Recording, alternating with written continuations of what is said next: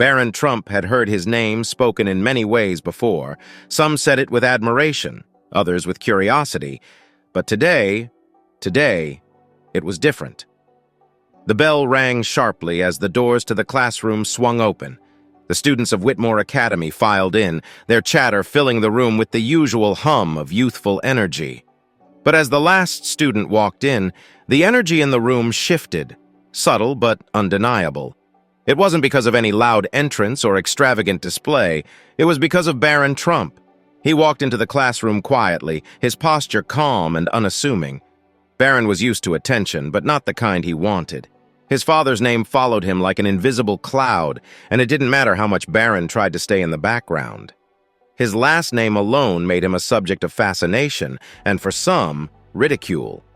Most of the students in the room knew exactly who Barron was. They had seen him on the news, read about his father's controversial career, and formed their own opinions that had little to do with the real Barron. Today would be his first day in class, and Barron was determined to keep his head down, focus on his work, and avoid the whispers that often followed him like a shadow. But as he sat at his desk, quietly unpacking his books, the glances began. Some students tried to hide their curiosity, while others openly stared. Barron's silence in the face of this attention made them more curious, more eager to figure out who he really was. He would have preferred to be invisible, but Barron knew that wasn't possible, not with his father's name looming over him. The day moved slowly. Mrs. Garcia, a warm but no-nonsense teacher, started the lesson with a simple icebreaker. She wanted the class to reflect on the future and how technology, society, and the world might evolve over the next 50 years. "What do you think the world will look like in 50 years?" Mrs. Garcia asked, her voice clear and direct. "How do you see the future of technology, politics, and human society?" The students shifted in their seats, some looking down at their notebooks, others pulling out their phones to search for inspiration. The question seemed to hang in the air, one that was both daunting and exciting. What did the future hold? Barron sat quietly, his hands folded in front of him. He didn't want to draw attention to himself. As usual, he kept to himself, focusing more on the swirling thoughts in his mind than the conversation around him. He had learned early on to stay out of the spotlight, to be the quiet observer, but then something unexpected happened. As the silence stretched on, one of the students, a boy named Jared, turned in his seat and looked straight at Barron. "Maybe this question should be directed at Barron, huh?" Jared said with a laugh, his voice loud enough for the class to hear. After all, his dad's been making history online for years. He probably knows all about the future of the internet. The other students burst into laughter, some of them awkwardly looking at Barron, others just enjoying the moment. Barron's stomach tightened. The comment was meant to be a joke, but it stung.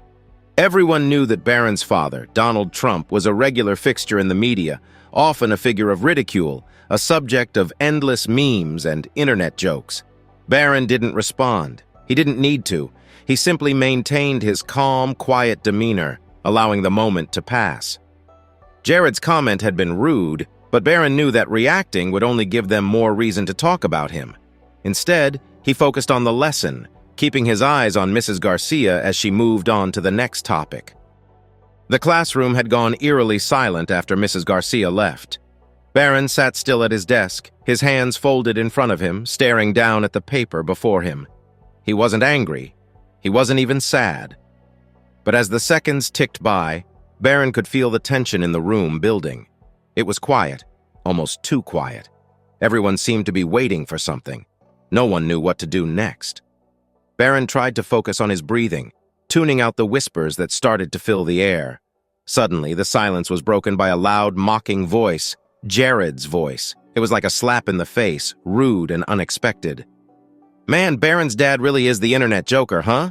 I mean, what is he even doing out there? Just embarrassing himself," Jared said, his words dripping with sarcasm. The room seemed to freeze. Barron felt his heart rate pick up as the class looked from Barron to Jared. A few students shifted uncomfortably, others laughed nervously, unsure of how to respond. But this time, Barron didn't stay silent. This time he felt something different, something stronger. Jared, emboldened by the laughter that followed his comment, leaned back in his chair, arms crossed, clearly waiting for Barron to say something. His grin was wide, clearly thinking his comment was clever and funny. The other students, who had already seen Barron's maturity the day before, now seemed uncertain. The laughter faded, but the tension remained. Barron stood up slowly. His movements were deliberate, calm. For a moment, it seemed like the whole room was holding its breath, waiting for Barron's next move. Would he snap? Would he lash out at Jared? It would have been easy to give in to the anger building inside him. But Barron didn't. Instead, he looked directly at Jared, his voice steady as he spoke, clear enough for everyone in the room to hear.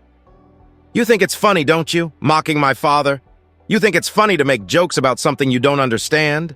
Barron said, his words coming out slowly but forcefully. "But you don't know what it's like to have your life put on display every single day. To have people think they know you based on what they see on the internet, based on jokes and memes, without ever understanding the full story." Jared seemed taken aback, his grin faltering slightly as Barron continued.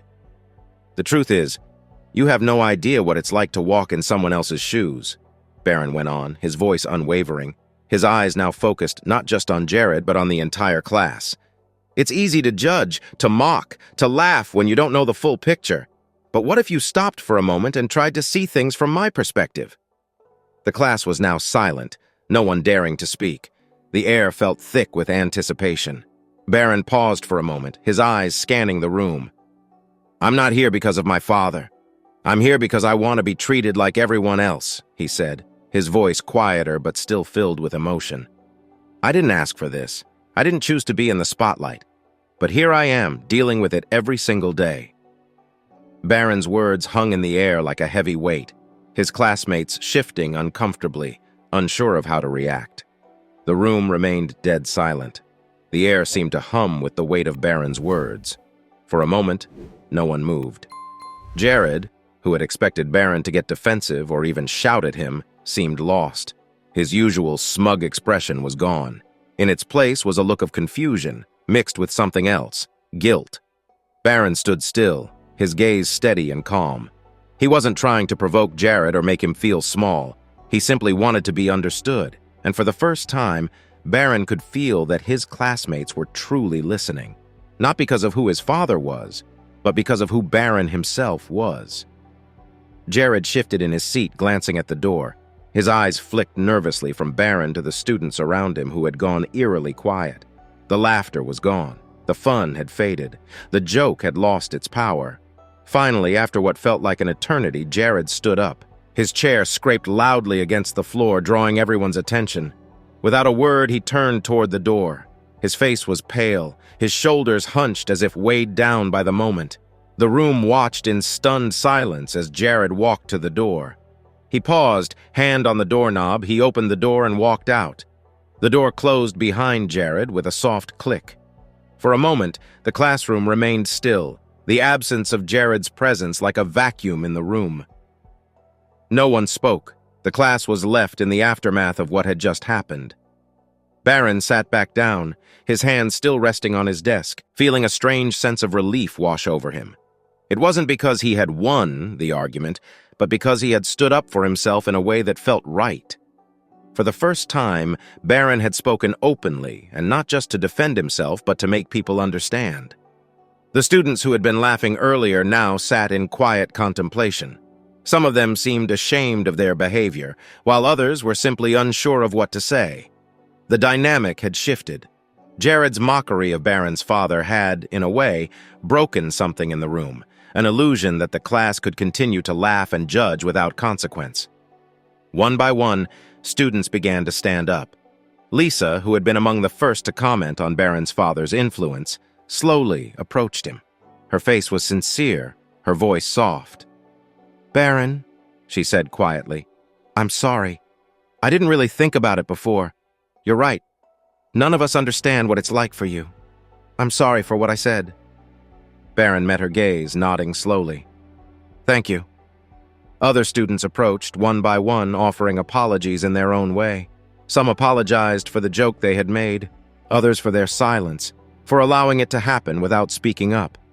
Each apology felt like a small step toward healing, a small acknowledgement of Barron's humanity. The door to the classroom opened just as another student, Daniel, stepped forward. He didn't say much at first, just gave Barron a solemn nod before quietly sitting back down at his desk. Barron didn't need an elaborate apology from everyone. The sincerity in their actions spoke volumes. The atmosphere in the room had changed completely. The joking and the teasing that had once filled the classroom were gone, replaced by a thoughtful, reflective silence. Barron felt a strange sense of calm, like the storm had passed and left behind a clearer sky. As the minutes stretched on, more students approached him, each one offering a word of apology or a simple gesture of respect. Barron didn't mind. He knew that some things took time. He didn't expect everyone to understand right away, but the fact that they were trying meant more than any apology. Then, something unexpected happened. Lisa, the girl who had approached him first, looked around at the others and spoke up. "You know," she said to the class, her voice calm but determined, "we can't keep making excuses for laughing at people, for mocking them. Barron showed us what it's really like when we do that. We need to think before we speak, because our words can hurt, even when we don't realize it." The room grew even quieter as Lisa's words sank in. It wasn't just Barron speaking out now. It was the class as a whole beginning to understand that mocking others, judging them based on things they couldn't control, wasn't something to be laughed at. It was something that affected real people, with real lives, real struggles. As Barron sat there, the weight of the situation beginning to lift, he realized something important. It wasn't just about him. It wasn't about defending his family, his father's name, or even his own pride. It was about teaching those around him the power of empathy, of truly seeing someone for who they were, not just what they were perceived to be. But the moment wasn't over. The door opened again, and this time it was Jared who returned. He didn't make a scene. He didn't even look up at Barron. Instead, his eyes were downcast as he slowly walked back to his seat. Jared sat down with his head lowered, his shoulders hunched as though he had been carrying the weight of his actions. No one spoke. The air was thick with unspoken words, but no one felt the need to address it. Jared didn't speak to Barron, and Barron didn't speak to him. It wasn't necessary. The moment had passed, but in that silence, something had changed. Jared knew he had been wrong, and Barron knew that. As the class continued, the usual chatter began to resume, but it was different now. There was an unspoken respect that had settled over the room. The students who had once laughed now seemed more thoughtful. They no longer saw Barron as just the son of Donald Trump. They saw Barron as a person with feelings, a person with his own struggles. The bell rang for the next class, and Barron stood up slowly, gathering his things. As he moved toward the door, a few students gave him small nods of acknowledgement, their faces showing quiet understanding. Barron didn't know if this moment would last or if it would change anything in the long run, but for now, it was enough.